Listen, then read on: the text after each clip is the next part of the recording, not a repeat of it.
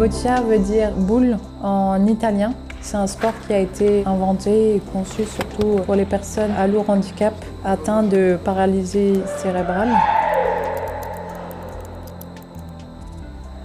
On bloque, on défend et on n'attaque surtout pas parce que 4 points d'avance, ça se remonte encore.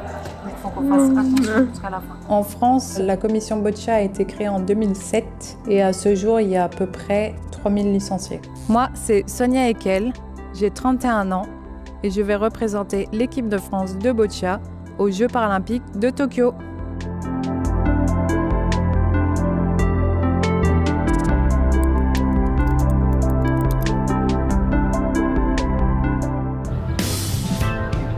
La Boccia, c'est un sport stratégique. C'est un mélange de pétanque, de billard, de curling et surtout d'échecs parce que c'est vraiment stratégique comme les échecs. C'est pas du tout une pétanque adaptée. Le fait que la Boccia n'ait pas d'équivalent chez les valides, je dirais que c'est un petit côté négatif parce que en termes de médiatisation, c'est un sport qui est largement moins connu alors que quand c'est un sport équivalent au niveau des valides, forcément ça touche les deux publics. Ah oui. Dans un jeu de Boccia, il y a 13 balles en tout, une balle blanche, 6 balles rouges et 6 balles bleues. L'objectif de la Boccia, c'est de se rapprocher le plus possible du jack, qui est la balle blanche. Le terrain mesure 6 mètres de large sur 10 mètres de long. Les zones sur lesquelles on joue font 1 mètre de large et 2,50 m de long. Les manches sont chronométrées, du coup on a 6 minutes par équipe pour jouer nos 6 balles. Il existe différents types de balles, des balles molles et très molles pour du jeu prêt et des balles moyennes et des balles dures pour du jeu long ou soit pour dégommer. Quand les balles sont trop proches, on a différentes lamelles de différentes épaisseurs voilà. Pour avoir vraiment être sûr de qui a le point. De précision. Et des fois, on peut même le faire avec une lumière. C'est un sport qui se joue en individuel ou en équipe. En équipe de France, mes partenaires, c'est Samir et Rodrigue. On est 2 sur le terrain, mais il y a un remplaçant. Mettez ce petit niveau d'exigence supplémentaire dans les prochains essais que vous allez faire. La rampe, ça me sert à lancer surtout les balles parce que j'ai pas la force musculaire au niveau des bras pour le faire avec les mains. La baguette, ça me sert à pouvoir pousser la balle avec ma bouche. Plusieurs rallonges qui permettent de monter la balle de plus en plus haut et du coup d'aller de plus en plus loin ou avec beaucoup plus de force. Florence est mon assistant sportif, mais aussi un ami qui est en colocation avec moi. Le rôle d'assistant sportif, c'est vraiment de faire les bras, les gestes que nous, on ne peut pas faire. Parce que nous, on fait la tête, eux, ils font les bras. Donc, il va vraiment suivre les directives qu'on va donner pendant le match. Encore un peu. Par là-bas. Top. Il n'a pas le droit de regarder le match, il doit tourner le dos. Et il n'a pas le droit de parler non plus. Si jamais on gagne une médaille aux Jeux paralympiques, Florent aura aussi une médaille parce qu'il est considéré comme un athlète à part entière. Voilà. Je suis atteinte d'une myopathie des ceintures. J'ai une sœur jumelle qui a la même pathologie que moi. C'est en gros les muscles qui s'affaiblissent au fur et à mesure de l'âge. On l'a découvert à peu près à l'âge de 7-8 ans. Parce que j'ai eu des difficultés à marcher. J'ai découvert la Boccia au lycée pendant mes cours de PS. J'ai changé de catégorie en 2015 parce que ma force musculaire a trop diminué. Je ne pouvais plus du tout jouer à la main. J'ai dû partir en BC3 pour pouvoir jouer avec une rampe.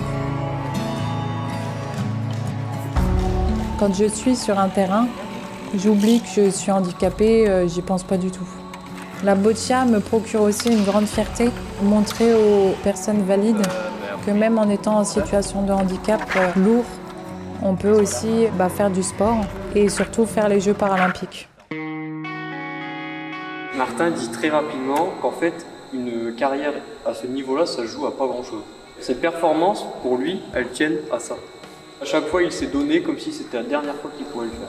On s'est qualifié pour les Jeux paralympiques grâce à notre titre de champion d'Europe en 2019. C'est une satisfaction de s'être qualifié, étant donné que la France n'a jamais été aux Jeux paralympiques en Boccia. J'ai pas l'impression encore. Je te dirais peut-être pas ça dans quelques mois, mais pour le moment, j'ai hâte d'y être. Le report des Jeux a été un peu compliqué au début parce qu'on était sur une bonne lancée. Pendant le confinement, j'ai pu m'entraîner un petit peu chez moi, dans mon salon, mais c'est vrai que j'ai pas des grandes distances, donc on a dû s'adapter.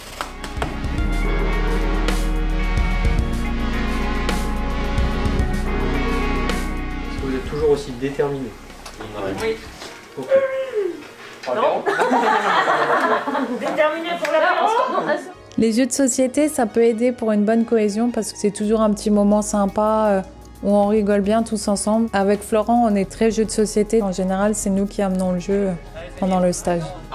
On valide A. Ouais. Ma vie sans la boccia, je dirais qu'elle serait un peu monotone. Je m'ennuierais peut-être un petit peu parce qu'il n'y aurait pas les entraînements, mais aussi le côté social parce que je rencontrerais beaucoup moins de gens que dans la vie de tous les jours. Silence, on joue. La boccia réclame comme la pétanque beaucoup de précision et donc de concentration.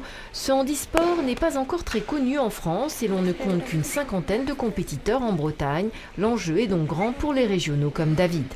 Il n'y a pas beaucoup de sport pour d'autres handicaps qui est olympique. Et donc pour vous c'est une motivation? Pour moi en plus, malgré que je fais du foot fauteuil, mais je sais plus de motivation pour faire les Jeux paralympiques. Pour Londres cette année, ça n'est pas évident, mais Rio en 2016, certains y comptent bien. Olivier par exemple, qui concourt dans la catégorie des joueurs les plus lourdement handicapés. Comme ses collègues, le vice-champion de France utilise un matériel très perfectionné et notamment une rampe de lancement dont il nous explique le fonctionnement. Il y a plusieurs paramètres à prendre en compte, donc l'inclinaison, la hauteur de la rampe, après de où je lâche la balle, varier la hauteur de ma rampe au bout. Il y a plusieurs paramètres, la texture des balles surtout. Des balles plus molles pour viser, d'autres plus dures pour déplacer les balles adverses. Tout cela grâce à l'aide d'un assistant qui fait face aux joueurs et est à ses ordres. C'est assez pénible pour lui toute la journée de regarder un mur, mais dos au jeu et vraiment interdiction même de zioter, de tourner un peu la tête. Il y a un temps limite par manche, il faut se comprendre rapidement, effectuer des gestes techniques très rapidement, donc c'est ça qui donne le côté spectaculaire. Ça se joue à des regards, à des petits mots, ça devient assez fusionnel en fait. Grâce à ce premier championnat de France en Bretagne, la fédération de boccia espère convaincre de nouveaux joueurs à s'engager en compétition.